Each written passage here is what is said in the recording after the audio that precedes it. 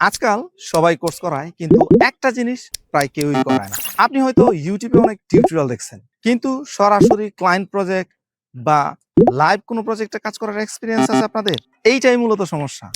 আপনার অনেক স্কিল আছে, কিন্তু লাইভ প্রজেক্টের এক্সপিরিয়েন্স না থাকার কারণে ক্লায়েন্ট ট্রাস্ট করতে চায় না। আর এজন্যই আমাদের এই কোর্সটি একটু ভিন্ন। আমরা এখানে দুইটা লাইভ প্রজেক্ট দেখিয়েছি। একটা হচ্ছে সরাসরি ক্লায়েন্ট প্রজেক্ট, আরেকটা হচ্ছে একটা সরাসরি লাইভ প্রজেক্ট। কিভাবে পরিকল্পনা করি এবং কিভাবে সেই প্রজেক্টটাকে ডেলিভারি করি, তার পুঙ্খানুপুঙ্খানু স্টেপ বাই স্টেপ। আপনি যদি স্টুডেন্ট হয়ে থাকেন, আপনি যদি ডিজিটাল মার্কেটার হন বা অন্য যে কোনো প্রফেশনালই হন না কেন, আপনার একটা পোর্টফোলিও ওয়েবসাইট দরকার।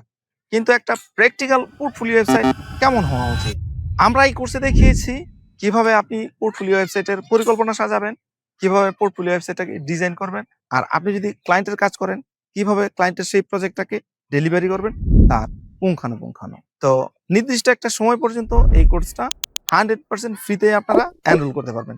তাই আর সময় নষ্ট করাটা মোটেও ঠিক হবে না। এখনই জয়েন করুন এবং সরাসরি ক্লায়েন্টের প্রজেক্টে আমি কিভাবে কাজ করি তা শিখে নিন এখনই।